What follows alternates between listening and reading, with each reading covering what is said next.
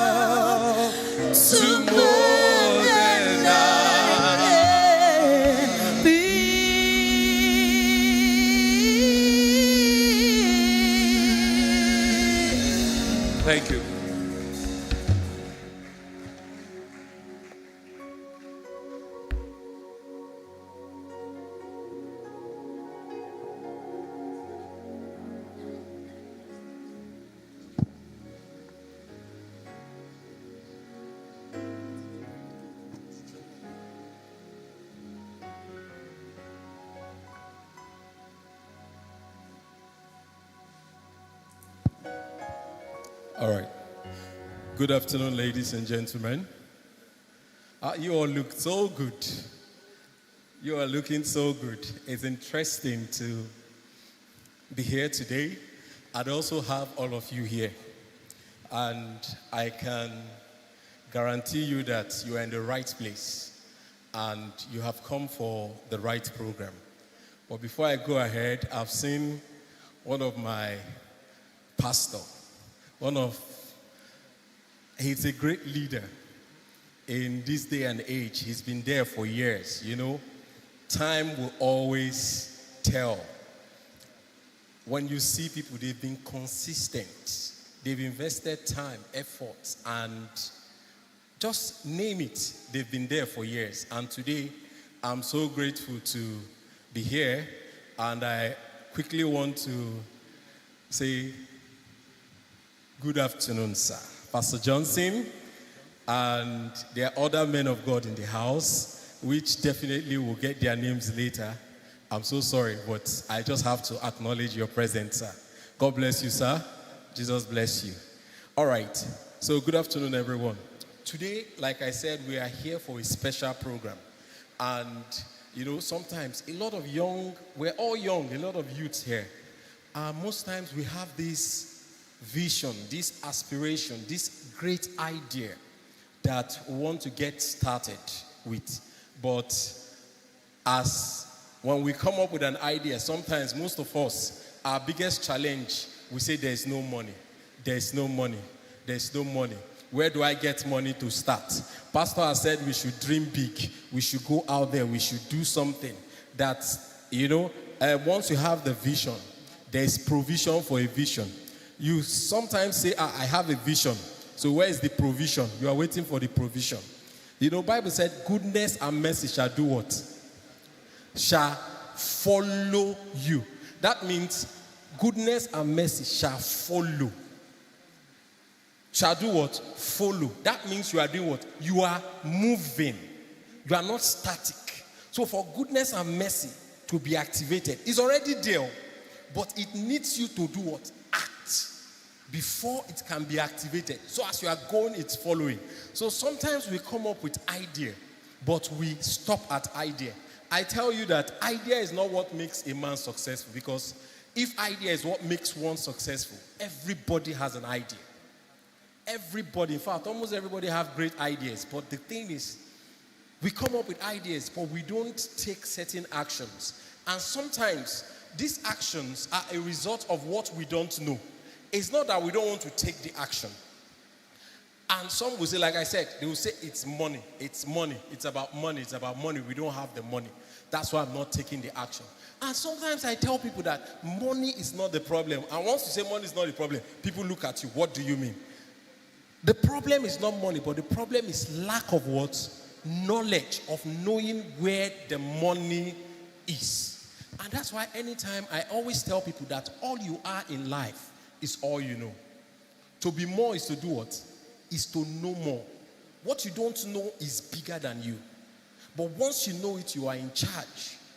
In life, you cannot perform beyond the limit of your understanding. If what you know in life is limited, what you do in life will also be what? Limited. That's why it is imperative for you to always keep learning. So the more you learn, the more you know. The more you learn, the more you know. And that's why we have gathered here today. Why have we gathered here today? We have gathered here because we want to teach you and also help you understand the financial opportunity that is currently available. And you need to quickly act on it after this class today. After this workshop today, you need to act on it. And that is the Tony Elumelu Entrepreneurship Funding Program. It's called TEF, Tony Elumelu Foundation. So it has an entrepreneurship program which is for funding entrepreneurs. And to fund the entrepreneurs, each person is going to get 1,000 people are to get $5,000 each. And this thing has been happening, I think this is the 12th year now, or 11th or 12th year. People have been getting $5,000 each. And the money is actually $10,000. Please, who knows what is a grant here? If you know what they call grant, Oga, please come. Yes, you raised your hand. Come and explain grant to us. What's a grant? A grant is fund released that you are not to pay back without collateral or any form of commitment. Please put your hands together for him. So, grant is different from what? Loan. Loan is money you take and you do what? You pay back. Grant is money that they give to you, but you don't have to do what? Pay back. But most times, for people to give you grant, they will ask you, what is that? They won't just come and say, I see you need money, take. No, they want to know, what idea do you have? And what is your plan? What is your business plan? As a human being, you are supposed to have a plan for your life. Every time in church, they teach you about planning, about goal setting. As a business person, your business is also supposed to have what? A business plan. A picture is just a written document that will show where you are now and where you are going to in the next 3 to 5 years. That's a business plan. So they really want to see this thing. So it is based on this that they will select how many people, 1,000 persons, yearly. And the interesting thing, yesterday, Tony Elumelu is in one of those countries in United Arab Emirates. And one of the people have just supported with $6 million. They said, Tony, please, instead of 1,000 people this year, this session, do 2,000 people. So we are supporting with additional $6 million. So which means the chances of those who will apply has done what? Has increased. So that's why we need to tap into this opportunity. I'm not just telling you about something that I've been hearing. It's not scam. It's 100% real. My wife is a beneficiary. My wife got $5,000 Tony Elumelu Foundation. I have not one, not two people that are recipients through me. There are recipients through me. There's a guy in Satellite Town called Kenneth. He runs a poultry farm. I took him through Tony Elumelu Entrepreneurship. He got $5,000. And you are not just getting the $5,000. When you are selected, when you apply, the interesting thing is you will still go through training online. They will train you on that business idea you submitted. Some people end up not qualifying. But the free training alone they got is mind-blowing. At the end of the training, some said, see, if it's only this training, I'm okay. And some people took the training and they went and did what? Expanded their business. And they become better than people who got what? The $5,000. So that's why I said, all you are is all you know. To be more is to do what? Is to know more. So whether at, it was Henry Ford that said, whether at 20 or 80, if you stop learning, you are old. Whether at 20 or 80, if you keep learning, you are young. So therefore, don't stop doing what? Learning. So while we are here today, we have some people on their way who are recipients of this Tony Elumelu Foundation Award. And we're going to be here, also be here. We'll share some of these things with you. We will share some ideas with you. And after this class today, before we leave, we'll still discuss with, our coordinator, Pastor Richard Minette. If possible, how many of you have attended Zoom meeting, Zoom meeting online?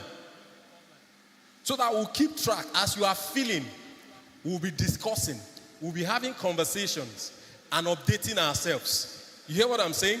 So that we'll correct you. Do this, do that, do this, do that. So it's important we do this thing. So very, very key for us to know this thing. And the truth of the matter is that the money is not just $5,000. The money is actually $10,000. Somebody say $10,000. Somebody say $10,000. Now, but it's in batches. The first batch is $5,000. That's what? Grant. But if your idea now, you now see that $5,000 is not enough for what you are doing, then you can now apply for the second $5,000. But that second $5,000 you're applying now is no longer grant. It is now what? A loan. But the thing about the loan is not the same rate that banks and others give. It is what we call single-digit interest rate per annum. What do they mean, single-digit interest rate? Anything from 9% below. Not double-digit, single-digit interest rate. But you can't just say and say, oh, I finished the $5,000. Let me go for the other $5,000. No, you have to show evidence, detailed evidence of everything you have done with the grant. And why you need what? Additional $5,000 or $1,000 or $2,000. So it's not that you collect this one and go. And these things are certain things we need to understand. A lot of us are in business today and we are struggling. Because I tell you sometimes, yes, if you are in a business and your business is running, you are growing your business, I can tell you that at a point sometimes, certain people who are already in business, you may need loan. You may do what? Need loan to grow your business. Dangote uses loan. Most big people, what they do, they use, we call it OPM, what? Other people's money. OPM, other people's money to gain what? Leverage. But if you are going to start a business, we don't encourage you to do what? To take loan. But if you're already in business, and some people are already in business, but they are struggling because they need money to expound. But yet, these people can, when they go to the bank, normally, they should be able to access funding. But because of the way they run their business, when they go to the bank won't do what? Will tell them they are not qualified. So there are certain things you do as a business person to make your business bankable. We use that word, bankable. So over the period of time, we also call those who are into business already, who have a running business, and we will help them structure their business. Because I tell you, we need money in the kingdom. And one of the ways we would raise this money is for our business people to be progressive, upbeat, and upwardly mobile. Are you getting what I'm saying? To be what? Progressive, upbeat, and upwardly mobile. And how can they do this? We need to educate them. We need to enlighten them so that they can know how to do what? Access funding. Access funding. And I will tell you today, Tony Elumelu is not the only funding opportunity that is a grant. We're going to open your eyes to a lot of grants. They are out there. Even some of you, you are doing some other things. You want to study abroad. You want to do one or two things. You are into agriculture. There are grant opportunities. Some of them are not money. But travel expenses, they will pay all trip abroad. You would go for training and everything. You will come back. They will give you pocket money. They will pay for accommodation, everything. All these things are grants. They are all there. There are hundreds of them. So the problem is not money. The problem is what you don't know. That's why I keep emphasizing that all you are is all you know. What you don't know is what? Bigger than you. So anytime you hear us talk about a program, please dust your shoe and start running down, because we want to empower ourselves. We want to equip ourselves. We want to get ourselves ready for the next level. And by the grace of God, we have started already, and we will continue. God bless you, and thank you very much. Celebrate the grace of God upon Mr. Emmanuel Odoemelam. Thank you so very much, Emmanuel. By the grace of God, we have been doing some of these things now over the years. And I told my team that the next revival that will usher in the end is not just a prayer revival alone. It's an economic revival. It's an economic revival. God is interested in the welfare of humanity. And praying for men alone will not solve their problem. In fact, before the close of it all, he said, I will shake the heavens and the earth. I will shake the sea. I will shake the dry land. And I will shake all nations. And I will cause the desire of all nations to come into my house. And he said, the gold and the silver, they are mine. So God is taking back the gold and the silver from the world. All the confusion going out there in the world. Nations are in perplexity. Formulas are not working anymore. Banks are having issues. All the shaking out there is because God is shaking them so he can bring the gold and silver into the hands of the owners who are his children, you and I. But you see, if we are not well positioned, we will not be able to harness what is coming. So the church needs to be properly positioned, our minds schooled like that of Joseph, to be able to proffer solutions to the challenges that the world cannot solve. And like Pharaoh, they will say to us, where can we find a man in whom is the Spirit of God like you? You are the one. Take over Nigeria. Take over Lagos State. Take over Africa. May this be our testimony in the name of Jesus. By the way, yesterday we were able to secure the engagement of a bank. By God's grace, Chairman sir, Ibejuleki, they are already calling AMUWO to come and assist them. Badagry province, they are calling AMUWO to come and assist them. Several other provinces they are talking on the group, and like our daddy said, it's a grace. The grace of number one has been on our daddy's life, and we are already connected to that grace, and we are running with the grace. We are number one. Glory be to God. So by God's grace, the next one we'll be doing now, I'm talking with the bank already. We will not do empowerment that you'll be waiting for grant. No. After the next empowerment we are going to do, the bank will be on ground. Those of you that are doing small businesses like hairdressing, you are doing barbing, you need generator, you need solar, clipper, all those little things for your business to thrive. 200,000, 300,000. We are getting a bank at least to start with, minimum 100 people to be given facility to support their small businesses. Celebrate the Lord. So it's a good thing that if you have not registered, go and register on that desk.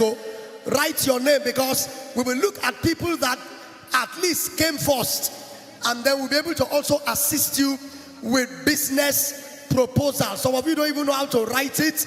You can't put the pieces together, and you have very good initiative. We will look at them and get from the youth directorate. There are people there that will help with the business. Emmanuel Doimelam, who just spoke, is the director for the business development for the AMUWO Oriade youth. So he has other people in his team. They will sit with us, look at our businesses, help us to plan them. Why is it not working? Why is it not growing? Why is money not coming? In the name of the Lord, this year money will come to you. Mario, this year money will marry you.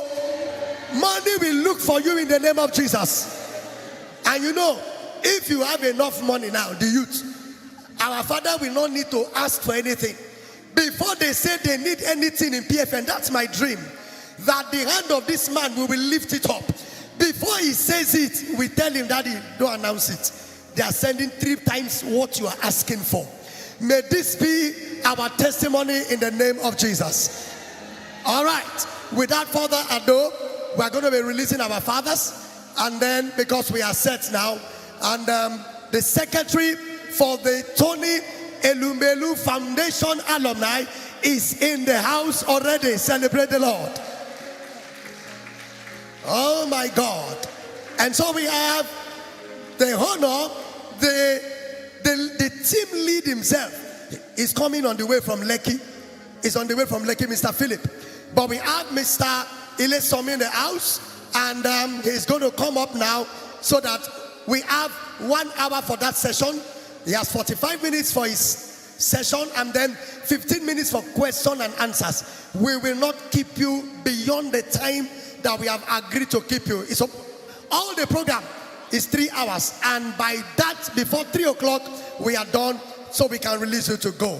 Thank you so very much. So with a clap offering, and if you can stand on your feet, let's say thank you to the Tony Elumelu Foundation alumni for availing us the opportunity and the privilege to come and give us expo ahead, how to collect this money.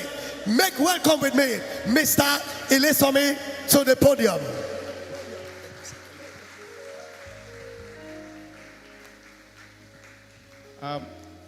Thank you, everyone, for coming to this program. I'm happy to be here with you to share the good news from Tony Elumelu Foundation. Like the pastor has rightly said, my name is Ilesomi Olalekon. I'm a civil engineer by training. I got the grant 2019, and it has been, I can say, Tony Elumelu Foundation is the kickstart for African business for the past 10 years and waxing strong. Amen. So I don't want us to waste our time. I want us to watch a quick video from the Tony Elumelu chairman, which is Tony Elumelu himself, so that you can understand a brief introduction about Tony Elumelu Foundation. All right, I think they are working on it, but before that time, do we have any Tony Elumelu entrepreneur alumni here? You can just signify by raising up your hand. Do we have 1 or 2 or 3? Wow, so we don't have any alumni here. Wow. All right, thank you. Have anyone heard or understand what Tony Elumelu Foundation is all about? Or this is our first time of hearing Tony Elumelu Foundation program? This is the first time. Wow, it has been for the past about 10 years. Started 2015. Well, I will start by saying you cannot be an entrepreneur if you don't have a problem you are solving. Like in our community, in our small community, for example, AMUWO Orioade, there should be a problem that you have noticed that people are really struggling with. There are frictions in business that business people are looking for how to solve those problems. So if you don't have a problem to solve as an entrepreneur, then you don't have any business. Because what brings about business or value is your ability to solve a problem. Mark, the founder of Facebook, saw a problem in Harvard, that how do students get to socialize on the media, and he decided to found Facebook. That he has identified a problem and he set out to solve that problem. Most of the time, what deters us from, even if you have a problem, if you identify a problem that we want to solve, most of the time, what stops people from taking that bold step is, how do I get money? But there's something they call OPM, which stands for other people's money. Other people's money in the sense that is the driving force of any businessman. You see a businessman goes to a bank, gets a loan, and start a business. Other people's money. It's not his money. And from that other people's money, he's going to give a value to get his own money. Do we understand what I'm saying, please? All right. So, like I said in the first time, you have to identify a problem that you want to solve. So shortly, let's watch this video from the Tony Elumelu chairman in person of Tony Elumelu. Thank you. Just for 1 minute.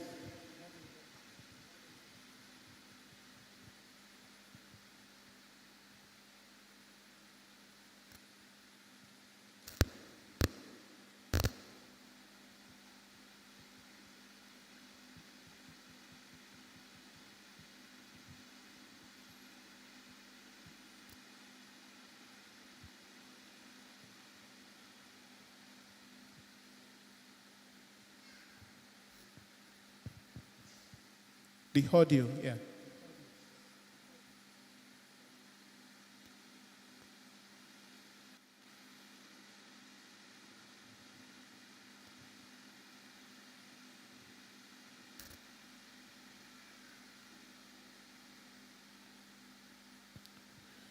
Okay, while we are waiting for the audio to come up, I will continue from where I stopped.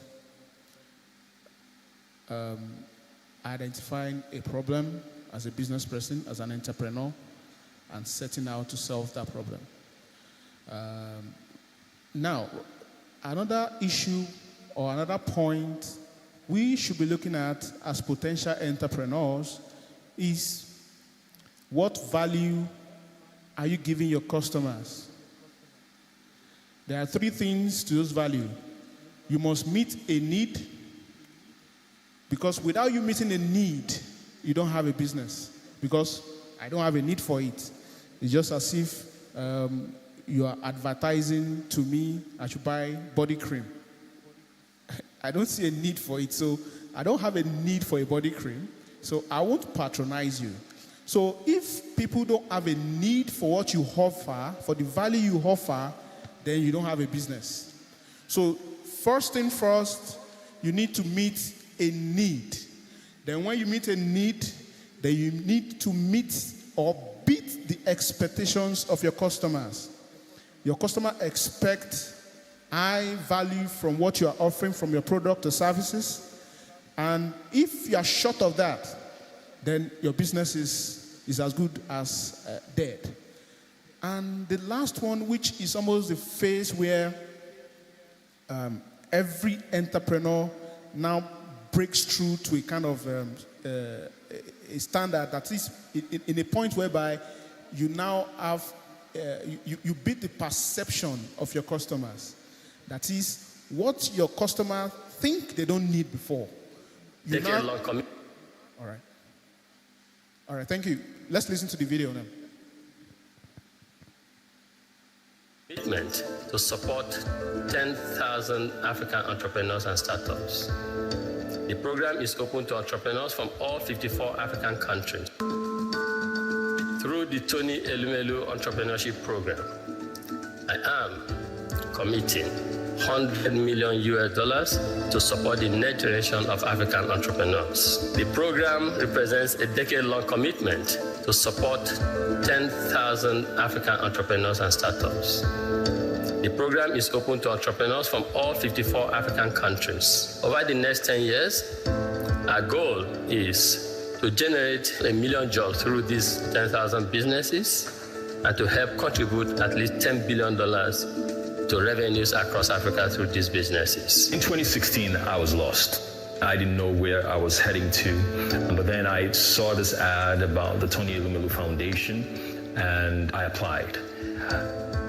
That was the pivotal moment. The seed from the Tony Elumelu Foundation is the bedrock all our success is sitting on. When the Tony Elumelu Foundation found me, I was small. If the foundation had just given me this money without taking me through the mentoring program, maybe this business would still be an idea. I was just coming into entrepreneurship, and the 12 weeks training exposed me to how I can really run my business. Even as me having the technical skills, I also need the entrepreneurial skills to be able to run a profitable business. For me, the program, the most impactful was the training, which was, well, it was really tough, but it was also amazing. It has made me look at my business in a deeper level than what I used to. And I now am able to start seeing what's important and what is wasting a lot of time, yet it's not bringing in either the money or making an impact. What really stood out for me was the learning material and basically the 12-week program, and very, very specifically the legal aspects of the program. I have seen these young Africans prosper, from some who didn't even know what to do with their lives until they got the $5,000 seed capital from Tony Elumelu Foundation, and the mentorship and the training, to now having annual turnover in excess of $3 million. That gladdens my heart. That, to me, is a dream come true. We've actually done a couple of international runway shows. We've done African Fashion Week Amsterdam. We've done African... All right. Thank you. Thank you. So that is the video of our chairman, Tony Elumelu, sending out the message to the youth, African youth. Tony Elumelu Foundation or Grant is a program for African countries, all the 54 countries in Africa. Meanwhile, Nigeria, we are most the beneficiary because we have the population and we have the brains that usually used to be a beneficiary of the grant. So before I go into the slides where we will break down how you can apply and be successful at applying. And for your notes, it doesn't have age restrictions. Once you have, all you need to qualify is just a business idea. You don't even need to register this business with CAC yet, because when I got mine in 2019, it wasn't registered. Until after I got the grant, that's when I registered the business. And the name of my business is Walkman Technology. Walkman Technology is an online platform that connects customers such as real estate developers, potential homeowners, construction companies, and organizations to, we connect them to workmen, and we also connect them to suppliers of construction materials. So we have our platform on the web, Walkman Technology. You can check us out after the program or during the program to understand what we do and what Tony Elumelu Grant has been able to empower me to achieve in solving the problem of unemployment among our skilled youth, ASU, in getting work such as construction and retrofitting jobs done.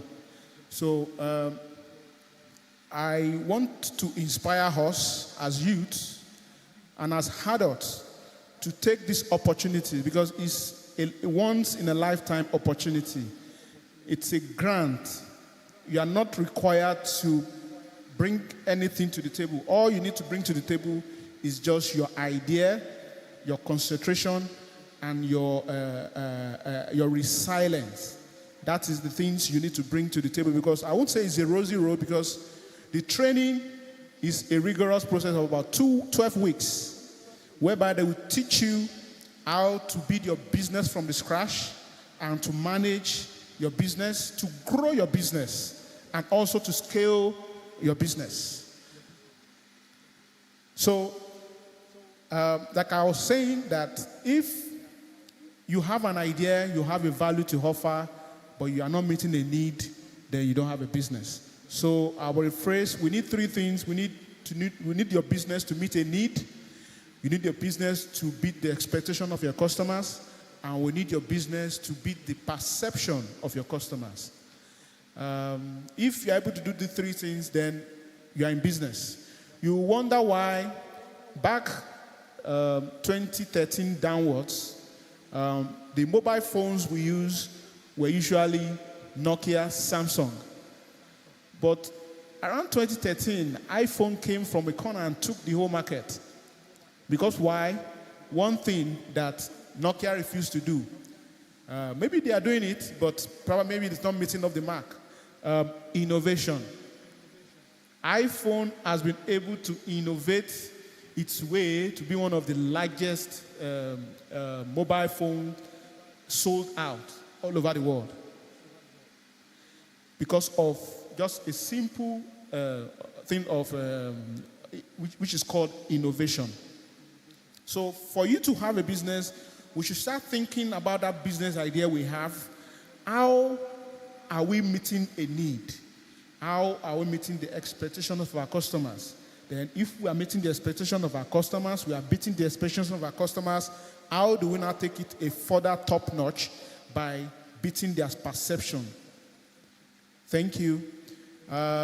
Without us wasting our time, since we are here for how do we qualify or get the grant from Tony Elumelu Foundation. Like I said, there's no restriction of age. You can be 18 and you get the grant, and you can be 60 and you still get a grant. So it doesn't really matter. All that matters is your idea.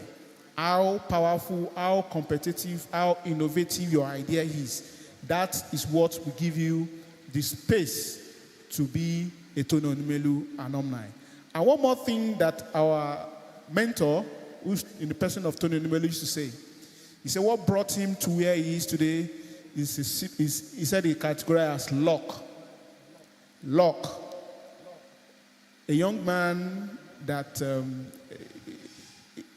when they called for a banking job, he submitted his CV, but they requested for people who had 2-1. But the CEO had just 2-2. And he said they don't want people that had 2-2, just 2-1, submit your CV. But he had the boldness, and he believed in himself that I can do this. He submitted his CV even though he had a 2-2. And guess what? At the end of the day, he got the job. So he said all his life he has been lucky. So there is one factor: we can be brilliant. We can be top in our class. But you wonder why even the last person in your class, when you see yourself after 10 years, is a big person. And you were the leader of the class then. So there is something we call luck, and which is what Tony Elumelu is democratizing. He's democratizing luck, that when you get this grant, it's your luck. You were lucky to get it, because out of, like last year, people that submitted were over 200,000, and Tony was able to fund just 1,000 or 1,004. But I think this year, Tony Elumelu is funding more than that, because he just signed a partnership in Saudi Arabia I think the day before yesterday, for supporting of 1,000 additional entrepreneurs. Can you give him a round of applause, please? Because it's one of the, I would say, the billionaires in Nigeria that remembered African youth and is investing in them free of charge. For you to give $5,000 to someone who you don't even know from Adam is something that is not, we can't just put with a levity hand. It's a great thing. If we have more people doing what Tony Elumelu is doing, then Nigeria will be a hub of creativity. It will be a hub of entrepreneurs. Because I won't lie to you, people are leaving Africa, people are leaving Nigeria. Because why? They're going for greener pastures, they're seeking for better life. But I will tell you that there are more opportunities here. There are more problems to solve here in Africa than in Europe or in America. Because why? They are in the forefront. All our problems we are facing now, they've solved it about 100 years ago. So Africa still have huge potentials to make more billionaires in our generation. So I will beseech everybody here to think deeply in their hearts and understand that Africa is still a young continent with the youngest people, set of demographic people in the world. We have more young people in Africa than any other part of this world. So the youngness of our continent is something of a value that if you have an idea and you stand out, you are bold enough to pursue that idea, forget to say you don't have money. Once that idea is a genuine idea, it's really solving a problem, it's meeting a need, then you have a chance to be successful. So I will start with the slide so that will bring us through when you go to the platform www.tfconnect.com, then you will see how to begin the application. Then I'll make a presentation right now from the media room. They'll put up the slides so that we can go ahead. And I want you to take your notes so that as we are talking, as I'm giving the speech, if at the end of the speech you have a question, then just jot your question and I will buttress on it. Thank you.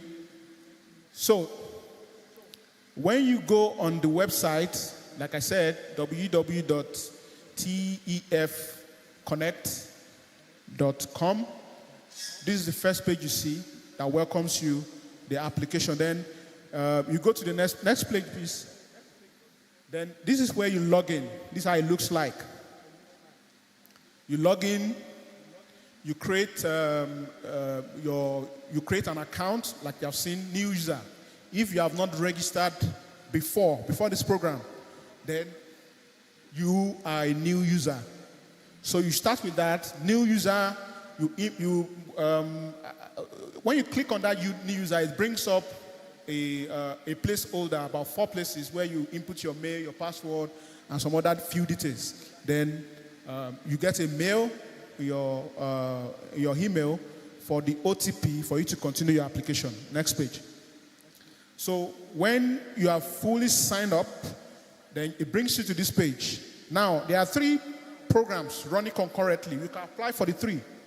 If your business falls in the 3 category, this is the normal Tony Elumelu Foundation Entrepreneurship Program. The first one is going to be closing by March 1st.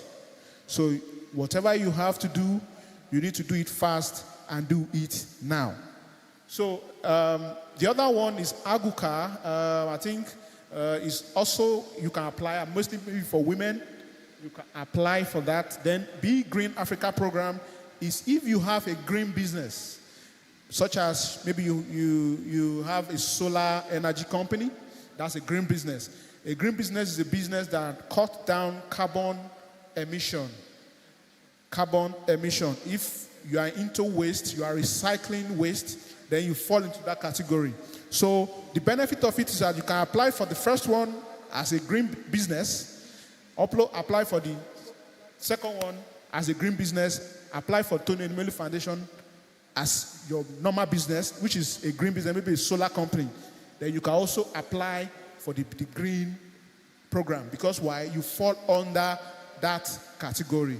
The aim of this category is the urbanization of the world. We are generating more carbon emissions. So the world now is not looking for a way to cut down those things that bring about the emission of this carbon monoxide, like I've said. That's why, like in my field, in construction, people are getting to build their house with ramped earth with just 15% cement, because cement is something that adds more to carbon emission. So those are the type of businesses that can apply to these categories of business. The Green Africa program is ending by 31st of March, while Aguka is ending by the same time as the Tony Elumelu Foundation Entrepreneurship Program, ending by the 1st of March. So you have to be fast, you have to get on your thinking cap, fine-tune your idea, because I won't lie, it's a very competitive program.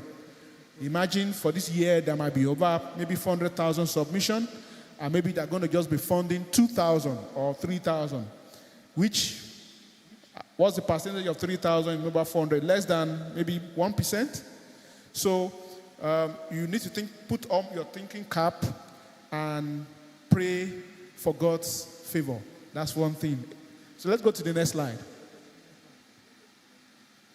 So, section 1 is where you have your biodata, your name,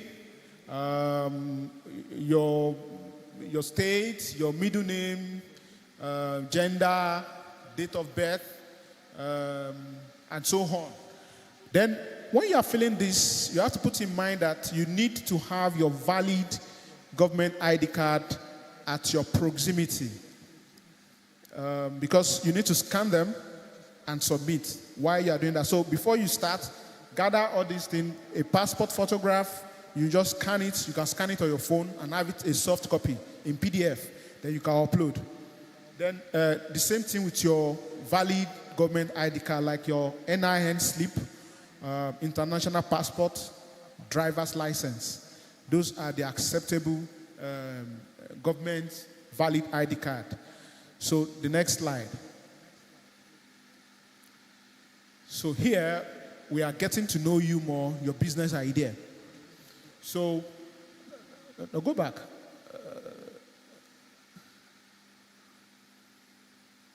Yes, this is section 2, business idea and experience. Because of the competitive nature of Tony Melu, because as of 2019, when I applied, it was all, you don't even need to have an experience as a business person. Just have a beautiful idea, an innovative idea, and you get it. And that still works now. But I think they've modified it that they want people that at least have a basis of business. So you input your business name. So by now, you should have a business name. And one thing about business name is your business name, when you tell me your business name first, it has to ring a bell. If your business name is too cumbersome, then it's... So you need to fine-tune your business name. Put it on Google. Does it exist? Google is your friend, all right? Put it on Google. Does it exist? When it exists, then how can you modify it to make it, to give it a newness? Because any business that comes up, what sells that business is the newness, the innovation of that business. So you need to think about the name. There are so many unicorns today that their name, when they tell you their name, you know that, oh, their name talks about them. Like Uber, like Airbnb, Hotels NG. It tells you exactly that. It will give you a clue of what they do. Some people will have a business name, and before, you will not understand what they're even doing. Because you will now think, what are they? Like for my business, Walkman. You will know, okay, Walkman, okay, Walkman. So your business name speaks so much about your business. So it's something you need to think and rethink about. So you put your business name, your business address. If you don't have a business address yet, since you're just starting out, you can put your resident, where you stay, in that particular place. And mind you, you should note that the residence you are putting is the place you can get a utility receipt or maybe NEPA bill or whatever because you will need it subsequently. So you put your local government, your state, your business country, your business city, the same area where you stay, your local government, and you select if where you are staying is an urban area or is a rural area or is a peri-urban area. I think they have the drop down in that particular last placeholder. So let's go to the next slide. Let's go to the next slide, please. Then, mind you, when you are putting all this, there are restrictions to words. So you need to learn how to compress what you do in just a sentence. Like I said, Walkman is an online platform that connects customers to Walkman in a sentence. So you should be able to condense your business. They call something elevator pitch. You are in an elevator for just a minute. You are going maybe to the 3rd floor. And you have a CEO that you want to pitch your idea to, or you want to introduce your business to. So how do you say your business, or what you do in your business in just 1 minute, in a word, in a sentence, sorry? How do you compress what you do as a business in just a sentence. So it's something we should need to think about. Then next, business information of the following SDG goals. We know SDG goals. Do we know SDG goals? Do we know Sustainable Development Goals, SDG goals? I think there's about 14 of them. No poverty, no hunger, lower carbon emission, life. We have about 14 of them. You should, Google is your friend. You can check it out. SDG goals. As a business person in the 21st century, if you don't know what SDG means, then you're not in business. So like I said, Google is your friend. Whatever you don't know, just put it on Google. It will give you an explanation. It might not be totally detailed, but it will give you a peripheral of what you are looking for. So, I think there is a slide before this. Okay, business information. Then you put in the SDG like I asked, about 14 of them. So whichever your business falls under, then you select it. Three of them, maximum of 3. Then you continue, you save and you continue. Next. So your financials, yeah, this is where most young business people, young entrepreneurs used to find it difficult because most of us are not really number person. It doesn't even matter if maybe you graduated from a science class, you might not really be familiar with the numbers in financials. So it might be a little bit tricky, but it's something you can understand, it's something you can do. So they will ask you, have you invested any cash in dollars? Maybe 5,000, maybe 500, maybe $100. It doesn't matter. It's not a criteria for selection. So be truthful. That's one thing I would advise us to do when you're applying. Be truthful. Because they said righteousness do what? Exalt a nation. So be truthful with whatever you are inputting into the application. If you already started your business, if you are not making up to $1 million in a year, state it. It's not a criteria. It's not, you can't be crucified by that, and you can't be rejected because of that. So be truthful. Your invested cash, how much have you invested? Monthly expenses, how much monthly expenses do you have? And if you have not started a business, put it as it is. But it's good as an idea. Even in your idea as a business, you must have been investing in something. You must have been investing a token. Maybe even moving from one place to another, gathering data. You are spending something already. So we should keep that at the back of our mind. Break-even revenue. Anybody understand what they call break-even revenue? Anybody understand break-even revenue? Well, break-even revenue is a point in your business where you attain, let me say, what you invest is now equal to what you have gotten from the business. So they say that time you have broke even. Because why? What you've invested in the business, you've gotten it back at almost the same amount or the same amount invested.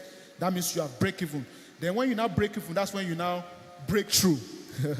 So after break even is when you break through, because you break through in the sense that you have surpassed what you have invested. You have gotten profit from what you have invested. So that is when you will now say, oh yes, I have a business. Most business struggle at this mark, at the break even. Some people don't even break even. They don't even recoup what they have invested. And that's why sometimes this business fail. So that is what we call break even. So the time revenue, how much revenue have your startup generated from when you started? Revenue is not talking about your profits. The total amount that you've generated. For example, I have an father business, processing business. I've processed or I've sold maybe 100 tons of further rice, and I've made a profit of maybe 10 million out of that produce. Then that particular thing is, that 10 million is your lifetime revenue. The 10 million plus what you invested, that is your profit, plus what you've invested is what we call your lifetime revenue. That is, you started a business, maybe say 2024, and you've run it 2024, and you are now in 2025. So your lifetime revenue is what you have been able to generate from when you started that business in 2024 to the present time, which is today. So that is what we call your lifetime revenue. You put that in there too. Then the break-even volume. Break-even volume means that how much service are you going to render for you to meet, for you to be saying you are break-even, you didn't make profit and you didn't make a loss. You've already attained the equilibrium. So how much volume of your service, how much volume of your product have you or can you sell to achieve that break-even point? So that is what they want you to put there. It should be in numbers. Maybe I will sell 100 bags of rice, for example. That's what you're going to put there. So the next slide.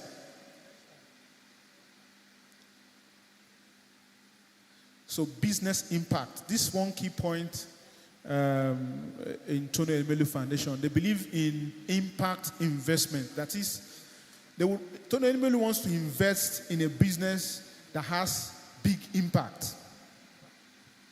A business that has big impact. And I will give us a tip-off. Some of the business in this generation that could generate huge impact are tech business. For example, everybody knows Flutterwave, right? Do we know Paystack? Do we know Paystack? All right. Paystack,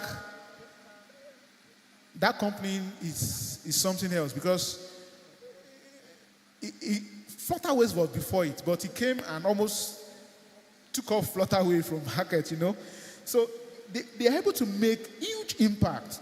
Imagine a fintech platform that can even compete with some banks. A fintech platform that has made transactions of over millions of dollars, even billions of dollars, registered in a New York Stock Exchange. That's massive. So tech business are business that can generate that impact. Agricultural business too, it generates a lot of impact because it creates food security and responsible consumption of these food items. So when we are conceptualizing our idea, let us think about the impact. That what impact does my business or will my business have at the long run? How many people will my business impact? How many people will my business employ? How many people will my business benefit? How many users will my business have? Like tech businesses, we categorize on users. The number of users you have on your platform dictates how big your platform is. So, and that is one aspect of your impact. So, for example, you can say your impact as a business is you create jobs for unskilled or you educate unskilled persons to become skilled. And how many numbers of those unskilled persons are you impacting? Maybe hundreds, 1,000, 1 million. It depends. So you state the impact of your business or the impact that your business will have on your environment or in your community. Then the challenges. Businesses will face a lot of challenges, and one is government irregular policies that can affect business. Everybody remember Go-Kada? Do we remember Go-Kada in Lagos? That business, just government policy that we don't want bike on our roads, and that gives that business, that symbolizes the end of that business. So we can understand the challenges of business. We can understand the challenges of business. That is, a simple government policy can alter your business, can ground your business. So those are the challenges they want you to mention here. So there are various challenges, like I mentioned, government policies, corruption, irregular government regulations. So those are part of challenges our businesses face. So let's go to the next slide. Like I said, all these inputs you are putting in, you have to be able to say them in few words. Like, for example, they will say 50 words, they will say 100 words. I think the maximum you see there is about 150. So you should be able to understand how you can conceptualize your idea, how you can package that idea in a capsule. It's just like a malaria drug they give you.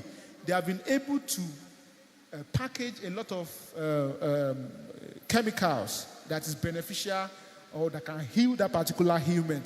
So you need to capsulate your idea in just few words. Now, they will ask, do you have a mentor?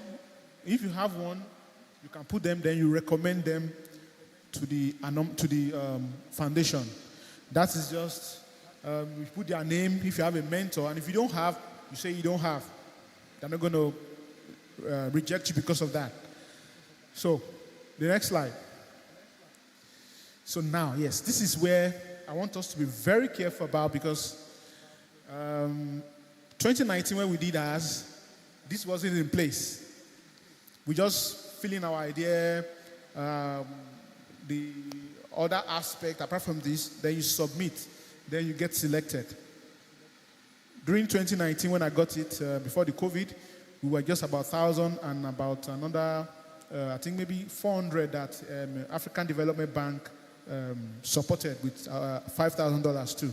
So this aspect of TEF assessment is a very delicate part, because in this year, once you fail a question, you will not be able to go ahead with your application. And you cannot use, for example, you've started and maybe you did the test and you didn't go ahead, or you failed, you were rejected, and you went to register with another email. It will not work because you are using your ID. So they will know that this person has already applied. The system is sensitive to double application. And once you have a double application, you are already disqualified. And for future application, you are disqualified. So we should be careful. If you didn't get it this year, you'll get it next year. So experiences really matters. Like for me, I think I applied about 3 times. Yes, I think 3 times or 2 times. And it was the second time I got in. So one thing I would advise us with is that don't be discouraged. Don't be discouraged. In this journey of entrepreneurship, you will get more no's than yes. So be prepared for it. You will get more no's than yes. So be prepared for it. People see failure as end of the road in business. Failure is a learning curve. Even failure is part of your ingredients for success. So don't take your failure with dejection. Take your failure with pride. Thank you. So, like I was saying, it's just 40 minutes. And the question that will be asked, they are technical business questions. Is a question that we don't have samples of them here, but that particular aspect, I would say you should be very, very, very careful. Because once you miss a question, you are not going to get in. You might do the training, but you won't get in. You won't get in. So we need to be very, very careful in that aspect. Even you can fill all the other aspect before now and rest, because you can save it to where you stop. That's the advantage. Even if it's the first page, you save. It's saved there. So just take your time. You can, I will advise us to, like I said, Google is your friend. You can go to Google and type questions on entrepreneurship. So you can get a view of any questions that can be asked in that. I know if you put it on Google and say, Tony Olimelu past questions, you might not see it because I think it's part of the foundation. It's kept indoors within them. So you cannot see it on Google, but you can see similar questions.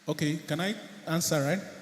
If I get you right, you said you have a business that wants to connect the rural area to the urban centers. Fine. Tony Elumelu can support any business once it's innovative. And mind you, you are going scale, you want to go industrial, but don't forget your little beginnings. You start from scratch. A baby that will walk will first crawl. So $5,000 is enough for you to shoot your idea to the world. So I would like to even understand your business. What is the thing there? Why are you connecting the rural to the urban? I want to just have an idea of what you are thinking. Now, the business idea is this. Okay. In my state, Bayelsa. Bayelsa, okay. Yes. They have, if you are thinking about solving a problem, you must ensure that the solutions you have you have the raw material within that locality to avoid logistics problem. Yes.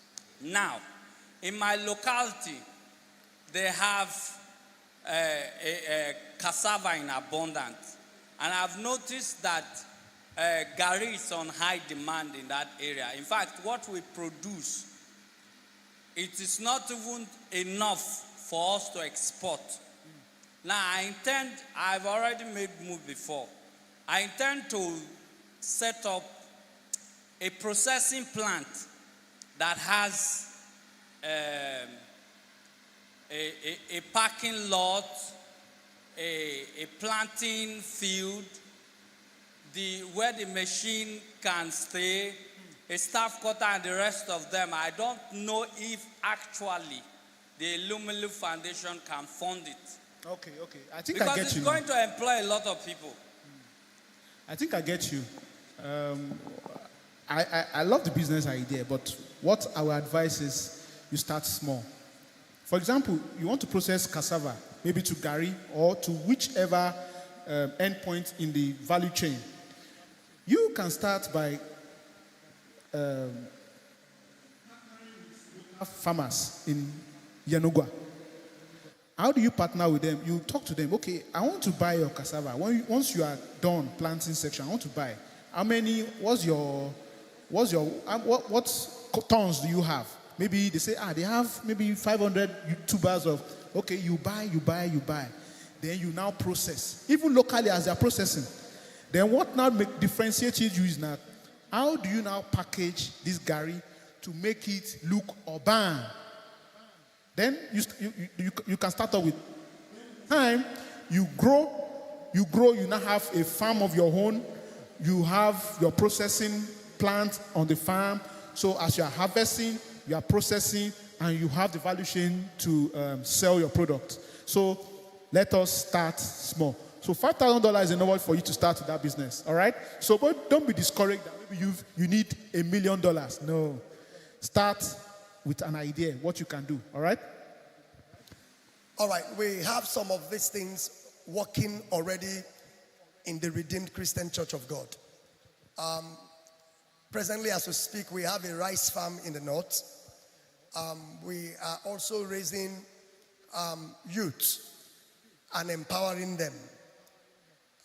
Just about a week plus ago, we have about 1 million youths that we are empowering with funds.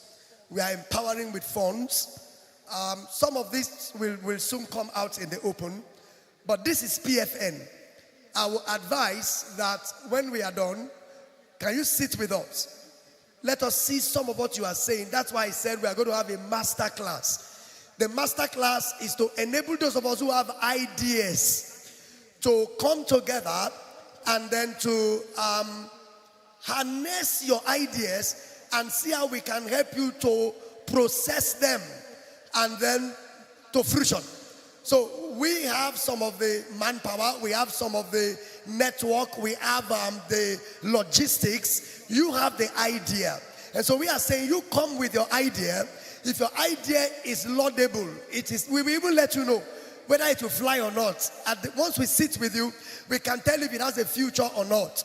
And I also announced to you earlier that we are getting the backup of some banks.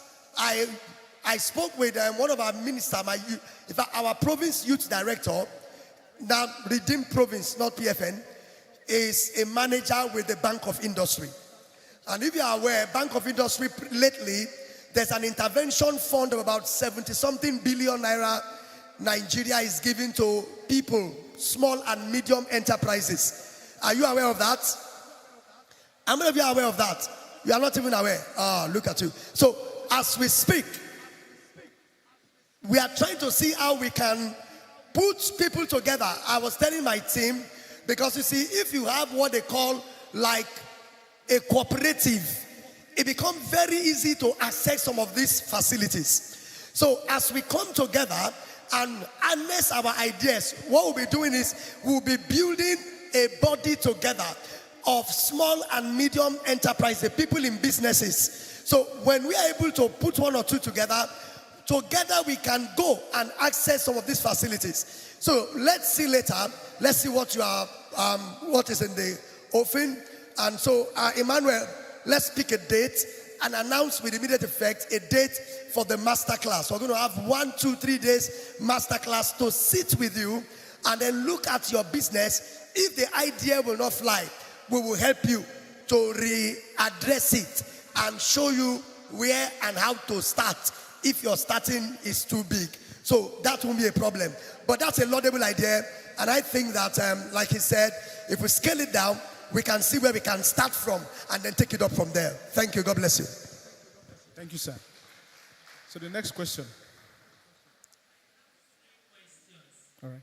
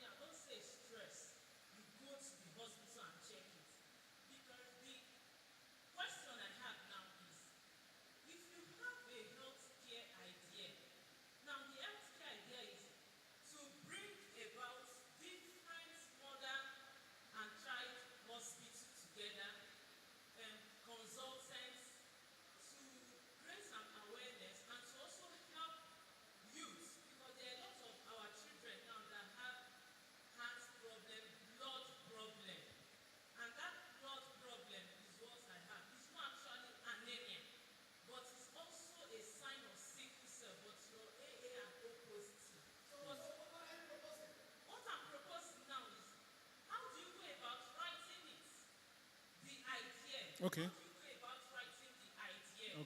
How do you do it? Then when it comes to your basic and your money, the inputs, the amounts you will need to start off that idea that is in the form. How do you go about writing it? Let them understand where your idea is coming from. Then this big green Yeah. this thing. Someone that has the idea of creating solar, but the person is into wiring, and the person also apply for it. Well, let me start backwards. The solar you talk about, it's green energy business. Doing wiring doesn't qualify you as a green business. Wiring is just a skill, electrician. Anybody can do, an electrician can do wiring, but an electrician is not a solar tech person. He's not somebody that can maybe design, like power this whole place with solar panels. He can't do that. That requires somebody that has an idea of solar. Then solar alone is not the only green business we have. We have recycling you recycle waste plastic into things, or you recycle waste into compost, that is a green business. Or you are an engineer, all the buildings you do are green buildings. You use less cement and you use much of local available material, then that qualifies you as a green business. All right? So this first question you asked on the earth, your idea can come from anywhere. For example, that your business, I can give you an idea. A business, an EdTech business that gets prescriptions of patients from them and get the drugs from pharmacy and get it delivered to them. That's a business. That's a business. Which is innovative because somebody can be on the sick bed, he doesn't have anybody to help. Just go to the platform online, snap your prescription, put it on the thing, then your company gets the prescription. Definitely you must have a pharmacist. So get the prescription, get it to them, delivered to them on their sick bed or wherever they are. So wherever you are picking the idea from, all you need to do is to have your thinking cap on and think deeply of how does this business meet a need. Like this business I spoke just now, it meets a need because somebody who is dying doesn't have a relative, or even if he has a relative, but he has the money, but they said if you want to get a drug, it's also somewhere, maybe in Lekki, and you are here in this. So if you have that kind of business, that you've met a need with that. So the need of your business, that's what you should look at. You can bring up the idea from anywhere. Like food delivery, you see them driving bicycles. They are making money as they're driving bicycles. Show deck. Yeah, they're driving bicycles, but they're making money. With just that simple idea of getting your food delivery to your proximity in less than maybe 5 minutes.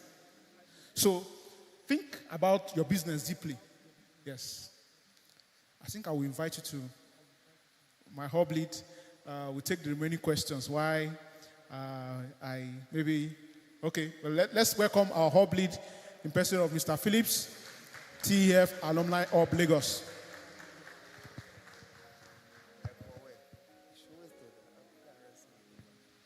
All right, please, can we put our hands together? That was fantastic. You over-delivered. Can we put our hands together once again? This time around, put your hands together for yourself. At least for coming, you left other important things to be here. I believe most of us have other things we could possibly be doing right now, but you chose to come and invest into the future of your business. So please don't be tired. One more time, please give yourself a round of applause. All right.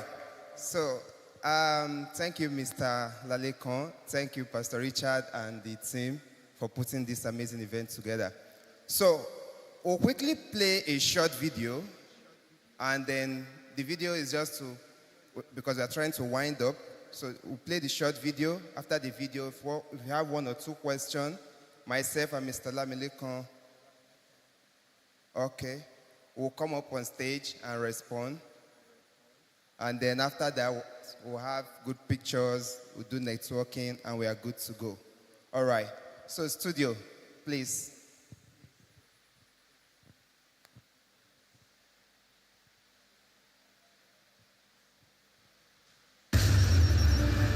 My wife and I created the Tony Elmelu Foundation in 2010.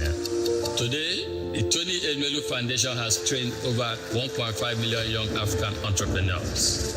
We have disbursed $100 million to 20,000 beneficiaries who have gone on to create over 400,000 jobs across Africa. We believe not only in financially empowering these young Africans, but also in training them and in providing mentorship for them.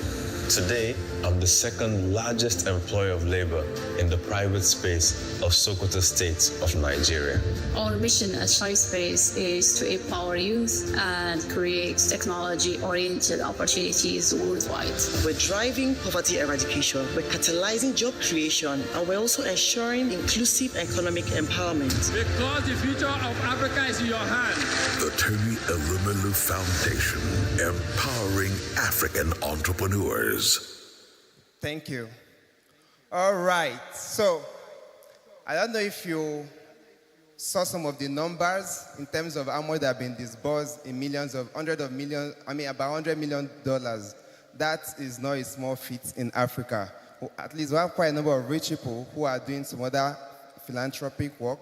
But the angle at which Mr. Tony Elumelu is going is one that we all need to applaud. Can we put our hands together for that?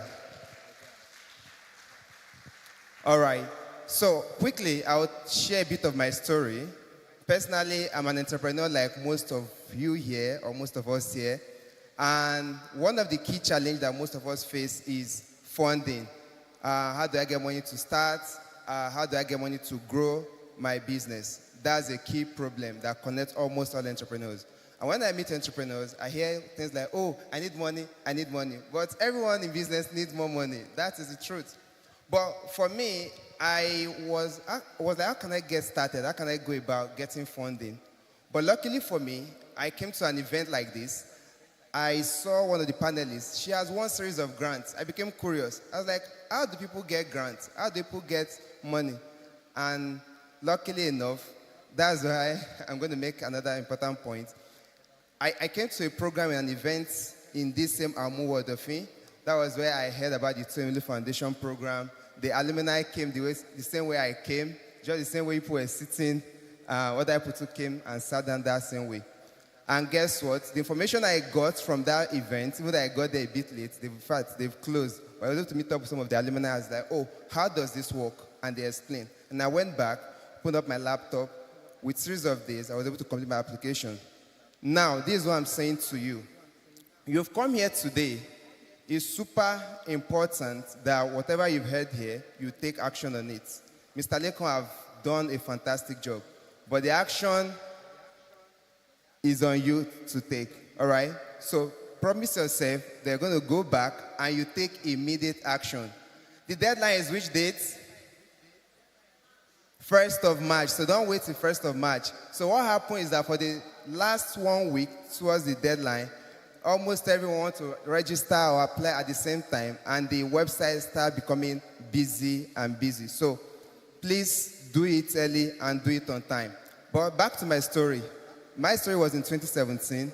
I applied, and then I was like, oh, would they eventually even select me? Then it was about, that was the third cohort. So the first cohort had about 20,000 people. The other cohort had about 60,000 people. So I was wondering, that means number of total applications received across Africa.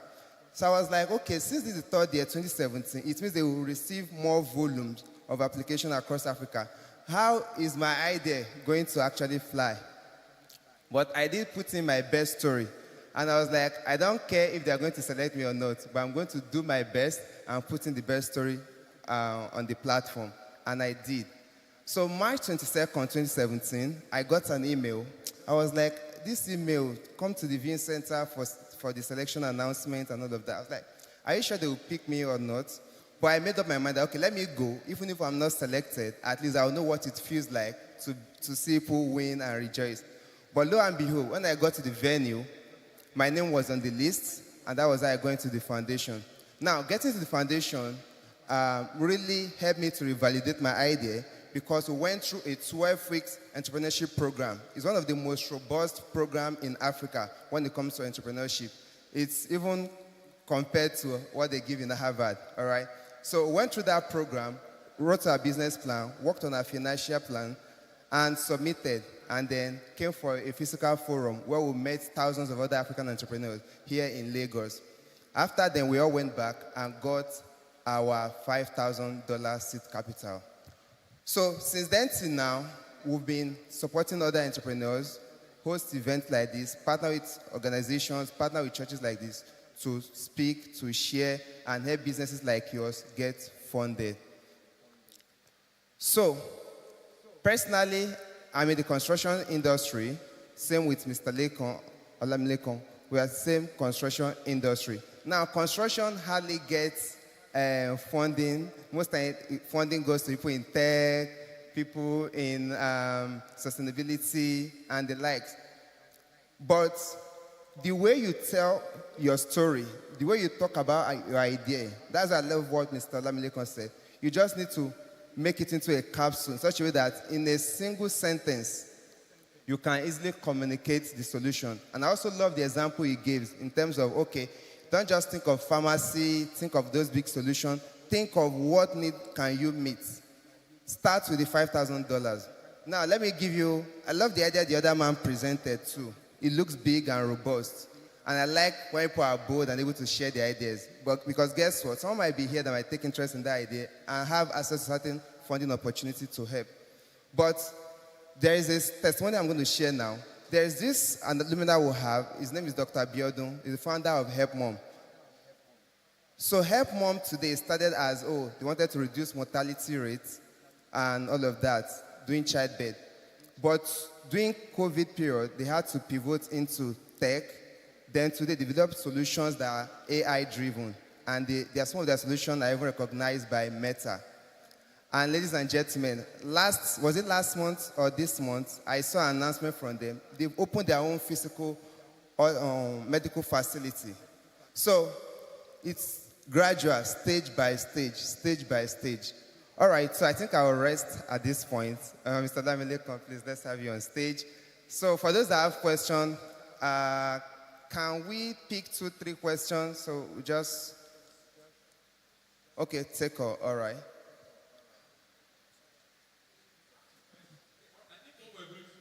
Right. Okay. Yes, better. Thank you. Good afternoon. Good afternoon. Yeah, my question is this. You know, as you people are presenting how to register, how to fill the form. Sorry, 1 minute. The other guys can write theirs on paper, then we can just get it. Just write it. If you have a pen and paper, just write it then so that we can be fast. You can continue, sir. So as I'm sitting there, watching how you were talking about how to register, how to fill the form and all that, something just came to my mind. So I just want to ask, what about those people that cannot read and write? They don't have smartphones, you understand? But they have great ideas, you understand? And they also need this grant and this fund. What have you put in place for people like that? Because I know that so many people here, they don't have smartphone ideas, they can't read and write, you understand? They can't even fill this form. And we have March, first week of March for this to end. So how are you going to do to solve their own or help them out? That's just my own question, sir. All right. Okay, good question.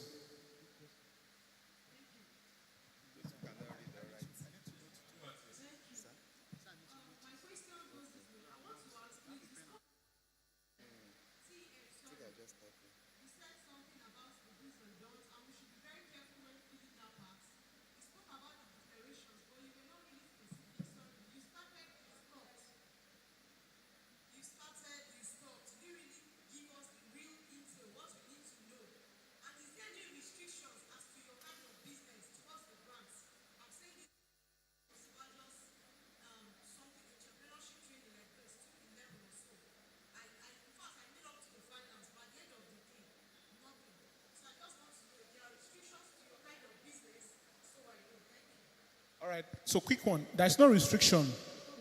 No restriction to any of your business. Then the declaration you are saying is just questions and answers. You have a family in Tony Elumelu Foundation, you say no.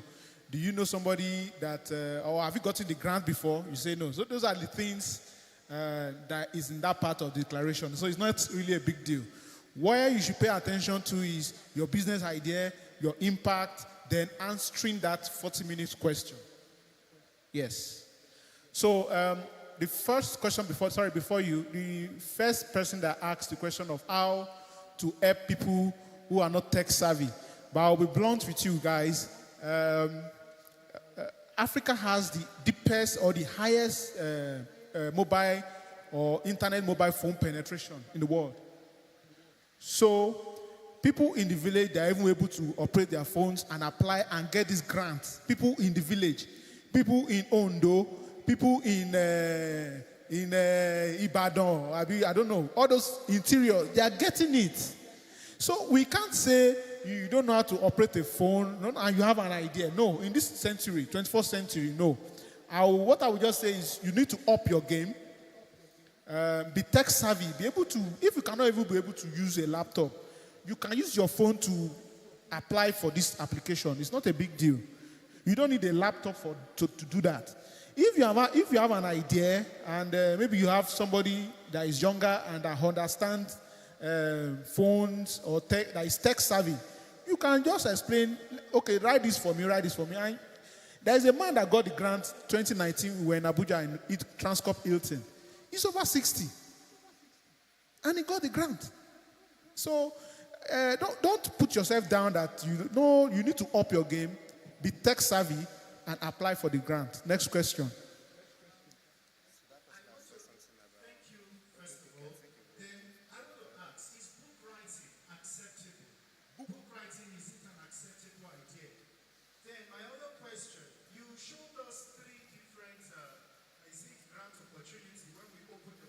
Yes. Can somebody apply for more than one? Now, the third question, you spoke about them requiring us NEPA bill as a proof of residence. The community I live, proof of residence NEPA bill is giving us a serious problem. Because I live in the riverine community, and they give every one of us practically one bill that has one address. So this thing is even affecting at the bank. So you're talking about it. I am concerned that it might affect the application process. Okay. Three questions, right? So I've gotten two of it, but I think I was distracted for the third one. You asked three questions, right? So, okay.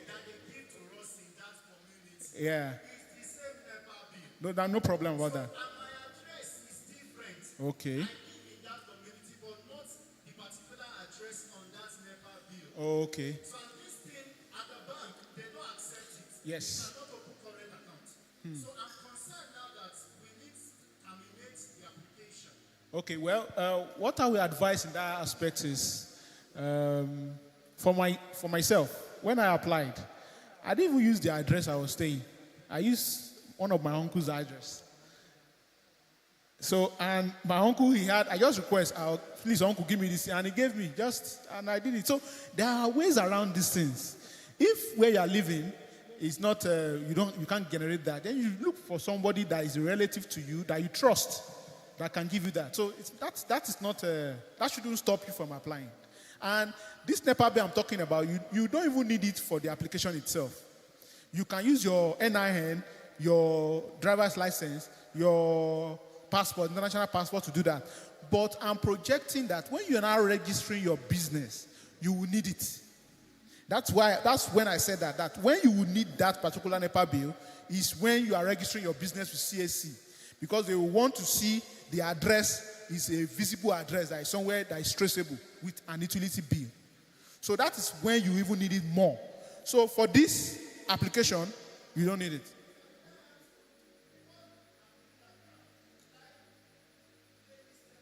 No.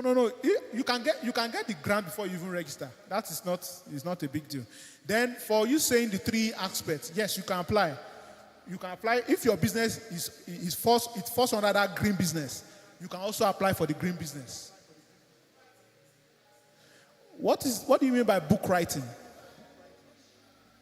Okay, like a writer. Do you make money? That's the question. And do you meet a need? What's your impact? Well, if your business is innovative enough, fine. You can go ahead and apply. Any business that's innovative, that you are solving a problem, go ahead and apply.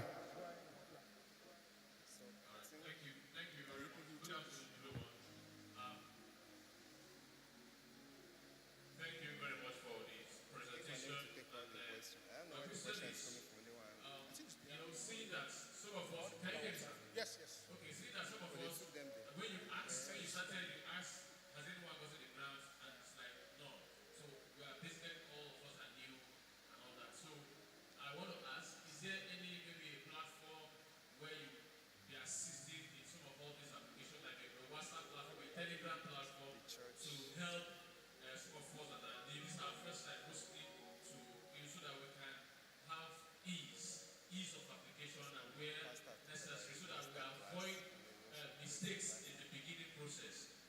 So that's my question number one. My question number two is, I'm very much interested in the grants, but I'm also very much interested in the training because I know of someone that partook of the training, I think 2 or 3 years ago, and although he didn't, I think he got to the final stage, but he wasn't qualified. But he was already trained, and the training, I know the impact of the training in his life. So I don't know how can I have access to the training, even if the grant doesn't really come forward. So very much interested in both the grant, but more also interested in the training. Then the last question is,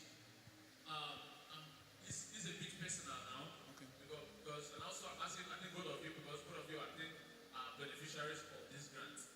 What do you think you did differently that gave you the leverage, that gave you the opportunity to be selected, if I may? Well, that's a beautiful one. I'll start from that last. I'll be truthful. All still boils down to luck. Luck is a very, very big factor. Luck. You know, some people say, I don't believe in luck. It's good for you to believe in luck. You can have all the things, you can have the most brilliant idea, and at the end of the day, you might not get chosen. So, but what I will tell you is, believe in yourself. Don't allow anything to discourage you. Even your failures now, don't. Because like I told you, I applied the first time, I didn't get in. That didn't deter me. When I applied next, and I modified my idea, probably that's what gave me the leverage. I modified the idea. I had to think about it for a year. That, okay, this idea, I was sleeping, I was waking, I was sleeping, I was waking, keep thinking about it. So the next year I applied, I got in. So if your idea is innovative, fine-tune it, think about it. And if you apply, you didn't get in the first time, try again. You try again, you didn't get in again, try again. As soon as you've gotten it, try again. We have alumni that applied about 4 times. And they got in the 4th time. So, don't be discouraged. Keep on pushing on. Be grinding, right? Thank you. Then, which other one I've not addressed? Okay, yeah. Yes, I think this year, I think it's a little bit different. If you put in all your information and you got to that question aspect and you didn't maybe make it through the question, you are off. That's for this year. But I think last 2 years, even if you didn't make up the map, you still go ahead with the training. But I think they are trying to remodify the platform this year that once you get to that question and answer and you didn't go through, you'll not be able to partake in the training. WhatsApp group for let him finish. Sorry. Well, I think the church can put that together. I'm free. We are free to join the platform. If you set it up, you can. So we are always available to help. Thank you. Yeah. All right. Good afternoon, sir. After him, let's please. I know some of my questions have already been touched in one way or the other, but I just want to be clear on this. I just want to be clear on 2 things. Number one, in terms of understanding the foundation's evaluation criteria and my willingness to put effort in order to make my application stand out among the competition, because just like you said, it's very, very competitive. So my question is, what are the key factors that the Tony Lumelo Foundation considers when evaluating business proposals? And how can I ensure that my application stands out from the competition? So, like I said, I've said this before, your business must be innovative. See, there's some business, because when you submit these businesses, even though we use AI to maybe do some few selections here and there will still be people that will check these ideas and look at your idea that is it really viable? Can we invest in this idea? Do this idea make money? Can this idea make money when launched? So those are the things you should look at. Your business, is it meeting a need? Is it solving a problem? And if it's solving a problem, does it have a good impact? Yes. Now, the second question is just about the exam. Okay. Now, is the exam specific on your area of business or your idea of business, or is it a general exam? No, it's a general idea for business acumen. Just for you to have business acumen. That's it. Yes.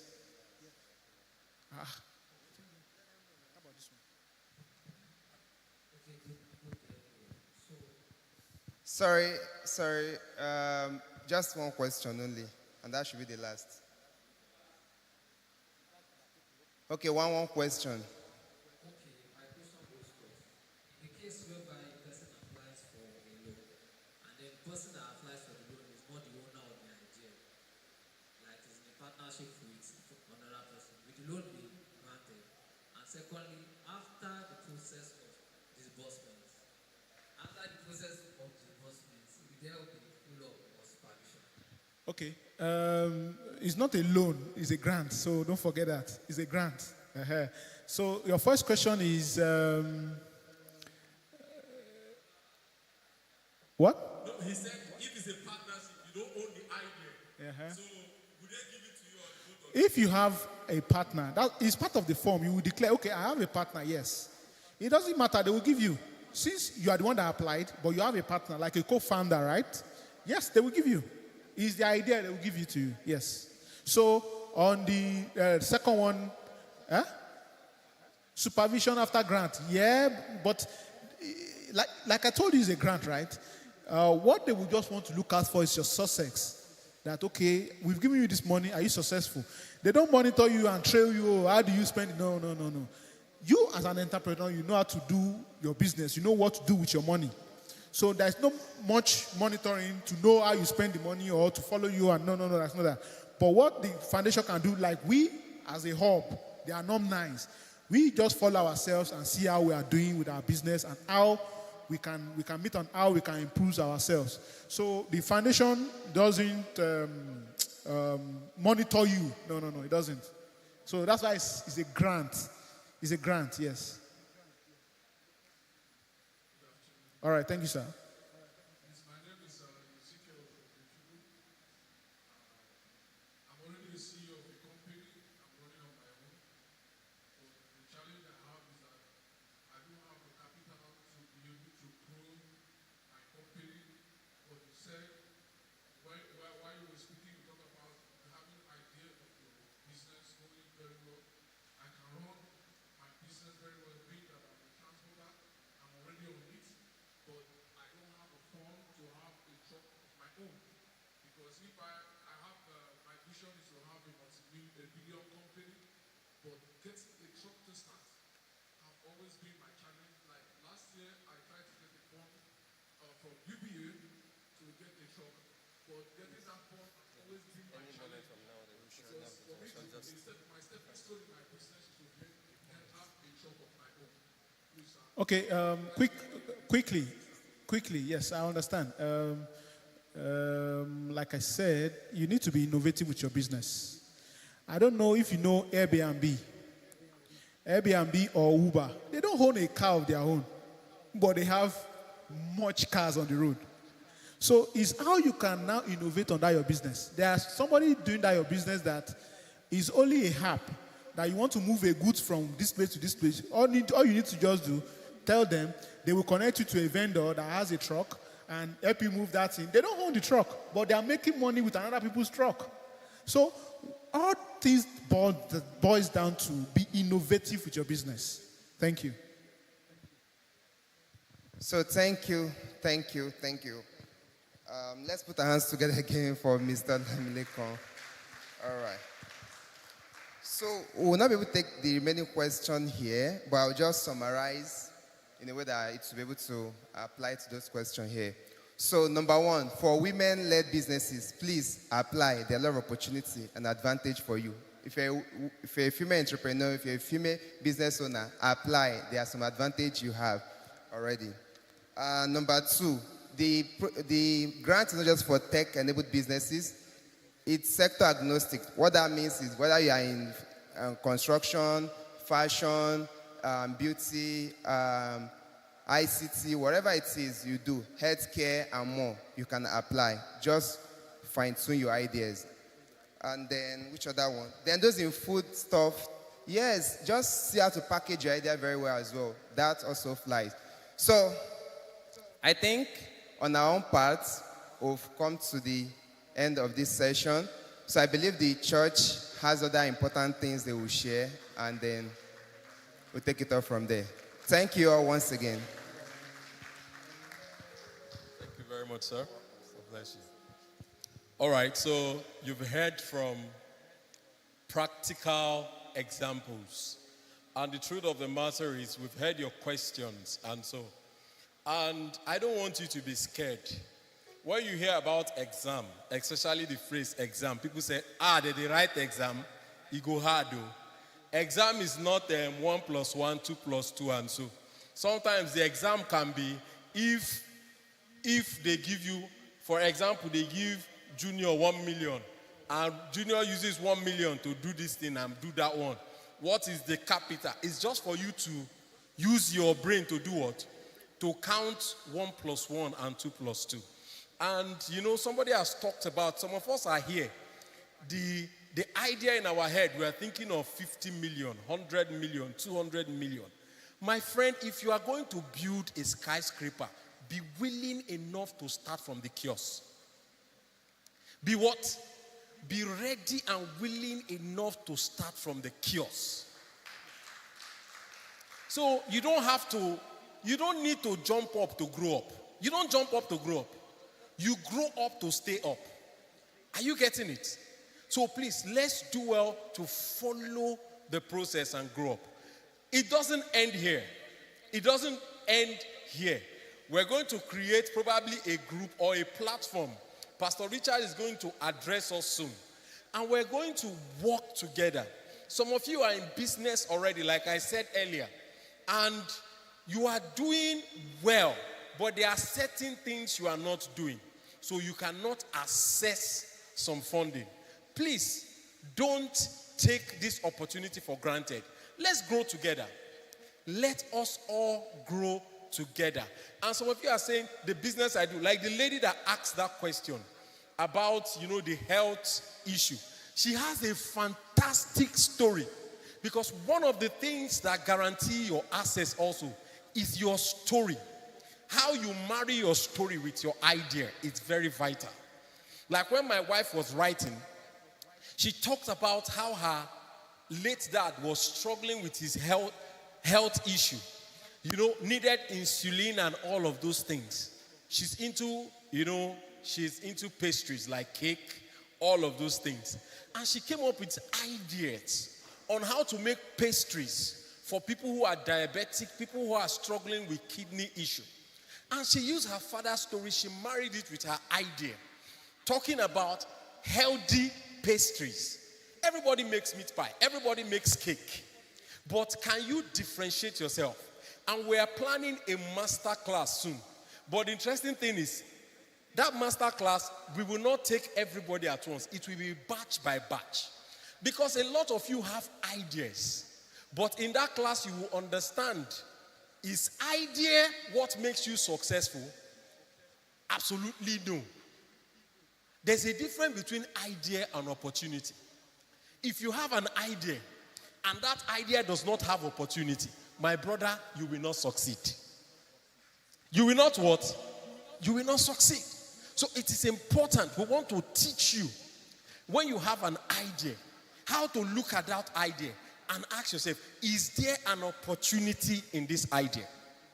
If there's an opportunity in this idea, fantastic. Let's pursue. If there's no opportunity, let's see how we can, turn it into what? Into an idea that where there's an opportunity, that has an opportunity. And some of you, your idea is in what we call a trader's format.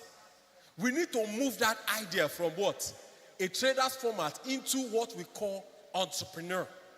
Being an entrepreneur. Because there's a difference. It's just like if I go to market and buy watermelon in bulk and come and sell. That doesn't make me an entrepreneur. I'm only what? A trader. An entrepreneur sees watermelon and he will not sell watermelon that way. An entrepreneur will take watermelon, cut it, turn it into smoothie, add maybe pineapple and other things, can now fill it in rubber, package it, label it. The entrepreneur has taken what? Has taken that watermelon. The watermelon don't go Harvard like we dey talk. So it's no longer watermelon. And when you come, they will serve you 1 cup of watermelon. They tell you it's 100% fruit organic juice. 1 cup is how much? 3,000 naira. And once you drink, and from 1 watermelon, they can get like 5 or 6 cups. By the time they sell it, they are making how much? Like 15,000 naira.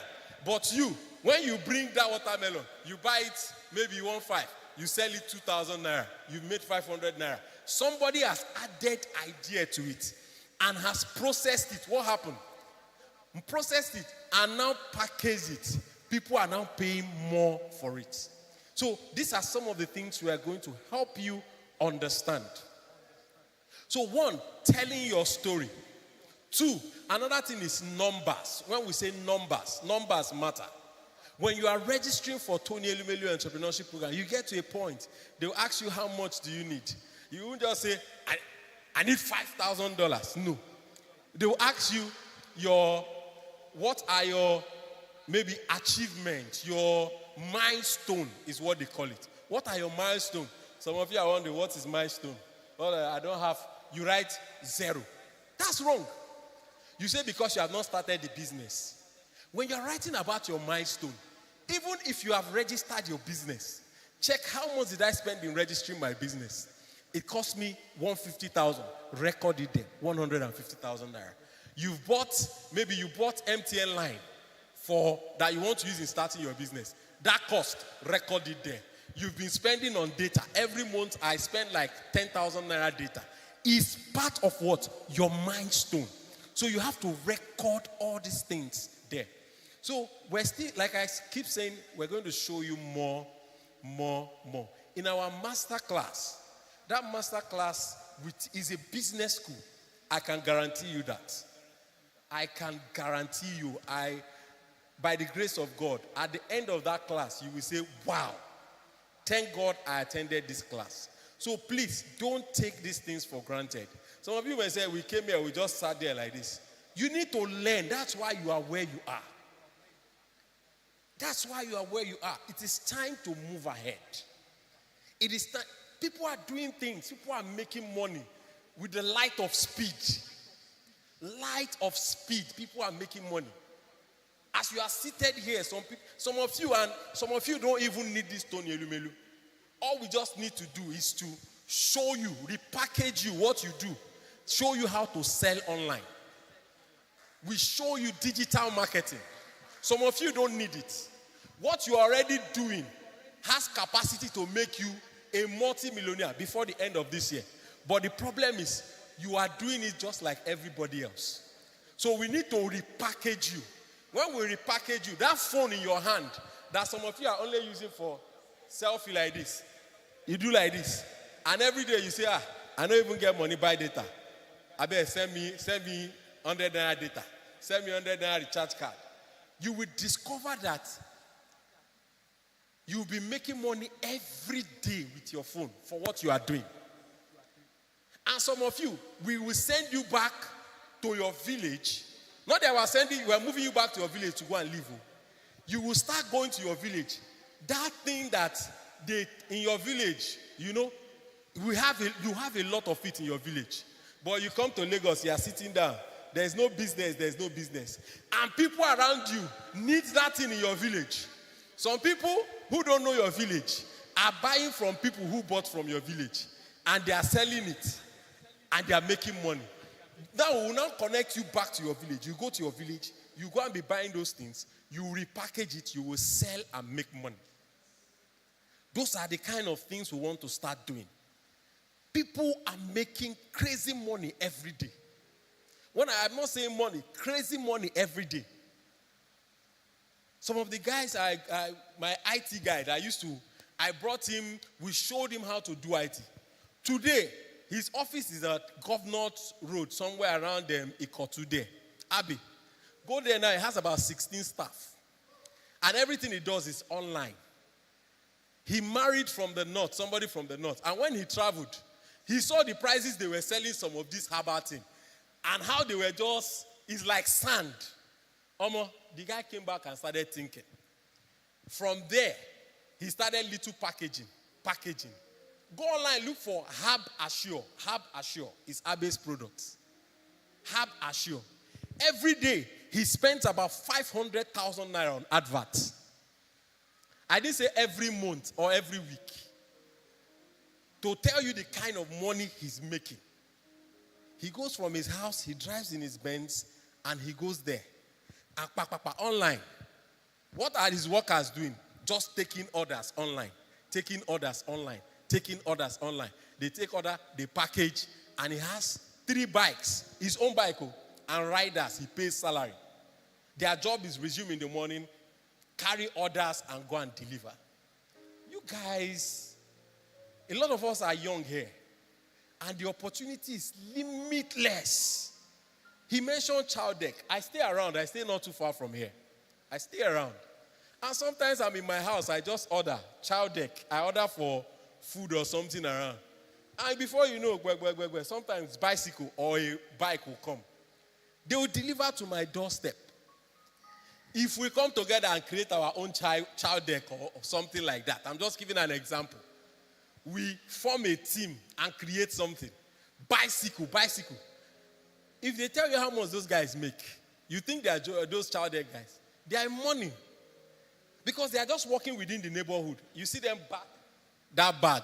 People are ordering food. They just go, they've ordered. I came to pick this person's food. You put it. Around, depending on your location, sometimes 400 naira, 1,000 and so.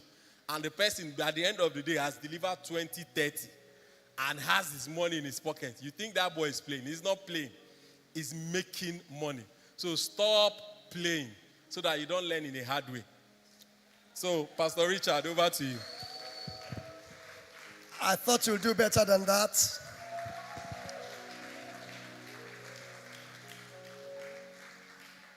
Now, some of you have been asking, some of you have met me outside and they're asking, where the money now? If you are Tony Elumelu and you have too much money to even dash, will you just dash people money without knowing what they will do with the money? So you have not even, I was thinking the first thing you will say is, Pastor Minette, I have a program, I have a proposal. You are not telling me about what you have. You are asking me for the money. Even if Elumelu is my cousin, will I just throw the money and dash you? They are not dashing money. They are raising entrepreneurs in Africa. And like Mr. Emmanuel just told you, an entrepreneur is not a trader. A trader is in business to make money. An entrepreneur is not in business to make money. Any business you are into for the purpose of making money, you are already at a loss. No, you are not. Entrepreneurs don't make money, they solve problems. And so somebody is looking at a cucumber, watermelon, and is thinking, somebody is dehydrated somewhere on so place, maybe on the island. It will look too heavy to carry that kind of thing and be carrying them. They may look at it like, no. What about the person in the bank? Imagine entering a bank and carrying watermelon that you have caught and you are bringing it for bankers. Even you, if you enter a bank and you see that kind of thing, would you still call it a bank? They need something processed and more refined. So an entrepreneur is looking at the man who has watermelon, wants to sell. looking at the man in the bank who is thirsty and cannot be carrying watermelon inside bank.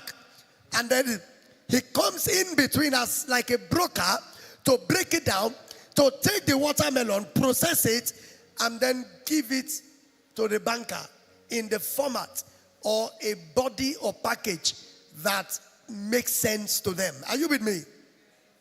The young man just now was talking about Bayelsa State, some farm produce that is not even enough to export. Now, can you see he's not looking at money, he's looking at problem. He wants to solve a problem.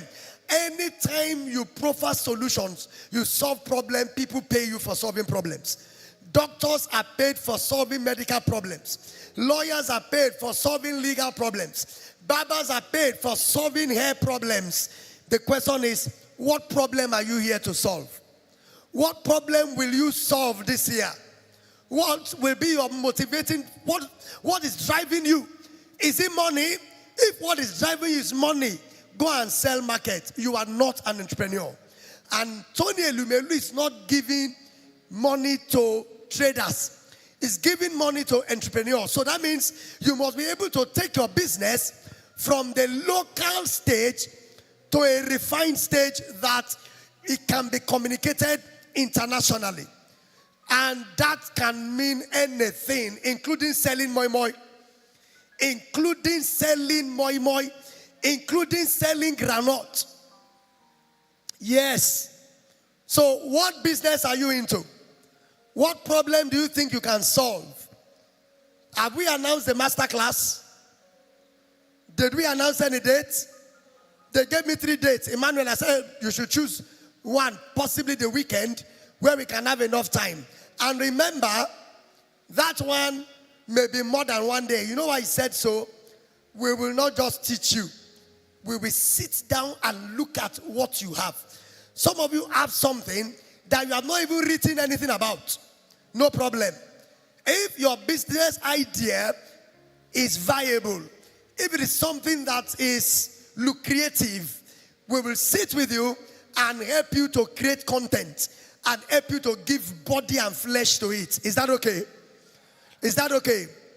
If you don't have any business idea and you are looking for money, may you remain the way you are. How can you not have an idea? You are wanting to collect money to do what?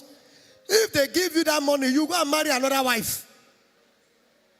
You talk to a politician. Because money is a magnifier. It magnifies whoever you are. If you are a drunkard, you have more money, you have more bottles. If you are a womanizer, poverty will not let you chase women. But the day you now have breakthrough for money, you pay for all the hotels. Are you with me, somebody? Are you on that? Money is a magnifier. It will make your life better. It will only announce more who you are and what you are.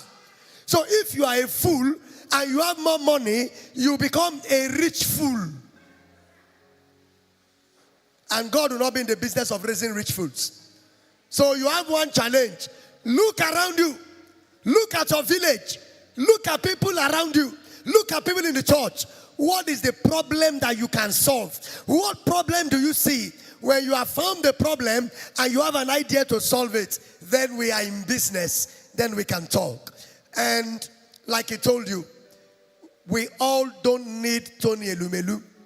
I just told you here that we are trying to see how we can have some smaller ones, not $5,000, 300,000, 500,000. Some of you, that's only what you need. But even at that, before they can give you that money, we need to be sure that the money is going somewhere and that after a period of time, that money will come out at another end. Is that okay? Is that okay? Are you ready for us to walk? Are you ready for us to walk? Do you think we can make a difference? Do you think we can make a difference? If you believe me, can you jump up and shout, I can make a difference? No, jump up and shout it, I can make a difference. Help me go to 3 people and tell them, I will shock you this year. Tell 3 people, tell 3 people. Tell somebody, take a good look at me. This is the last time you'll see me like this. This is the last time you will see me like this. Oh, glory to God. Glory to God. Hallelujah. All right, we're about to close now. This year, don't spend this year begging for money. Spend this year investing in yourself. The man who is at the top of it all. I was there with some of my ex-coach when we were talking. And I said, when they brought up this idea, I said, good idea. I said, don't worry. When they mentioned Tony Elumelu, I said, leave him. I will call the man in charge, who was his PA. And in their front, I gave him a call. I was with my wife and we were together. And when I called him, we got talking. My wife started laughing and telling him that, hey, now what for you? You just fall my hand. It was my wife's birthday, it had passed, and she asked her to send account details. And he had forgot, he's very busy. So she laughed. And he said, Mommy, don't be angry. Please resend the account. And some figures entered that evening.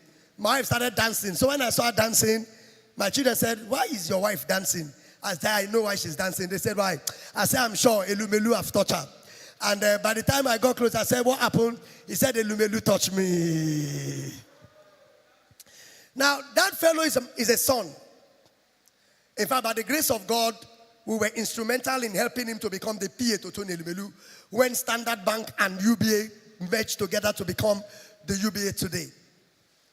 I have never asked him to give me money. I pick my phone, I call him, I up there. I am waiting for the day, opportunity. Don't ask a big man for money. He will see you as a small man. Don't ever go to a big man. Look, you meet Tinubu, now you meet someone. Sir, please, sir, come and help me, sir. My business. You are the biggest joker and the biggest loser. Don't go to a big man and ask for money. Go to a big man and give them questions that they cannot answer. That by the time you answer the question, then they will say, I never knew you understand this mathematics. So from today, you will be the one in charge of Lagos State in solving that problem. And I know that I'm praying for somebody after today. It won't be long in your family. Those who look down on you will start to look up to you in Jesus' name. And let me tell you something that will shock you. With the permission of Mr. Philip, I didn't get permission to say this. When I called him, when I was referred to one of the team in the foundation, and I was told that the foundation will not, they can't be involved because it's against their policy. But they have their alumni foundation can manage, they do training. And so the person connected me. When they connected me to Mr. Philip, you know, this is business we are talking, training. I said, sorry, hello sir, I'm a pastor. I'm a man of God by the grace of God. I started talking scriptures. Started telling him what God laid in my heart. What my mandate and assignment is in the life of young people in this time. He now told me, he said, December 26th, precisely, the Lord spoke to him and told him to raise young people and invest in young people. I'm telling you about discussion privately. So I said, wow, okay, you're also a believer. And then we became friends. And by the grace of God, I'm still his pastor. Praise God. So anyway, I send him, he will go. Hello, somebody. It's a grace. That's why you don't need to hide your light. But this is where I'm going to. There will be more than enough for us this year. One man said, I have no man.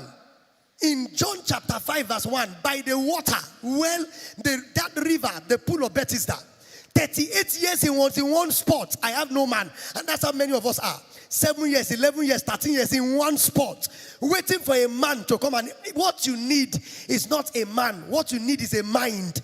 If you can think enough, what you have is more than enough. Everything you need. Listen, your destiny is not in America. Your destiny is on your inside. You are the one carrying your destiny and your glory.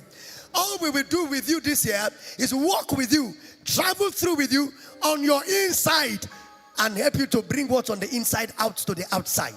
Because you are your greatest asset. And so I want to thank you, and I want to welcome you one more time to this initiative, which is just the maiden edition. After today, there will be many more. And I apologize. Today, we cannot give you refreshment. Ask me why.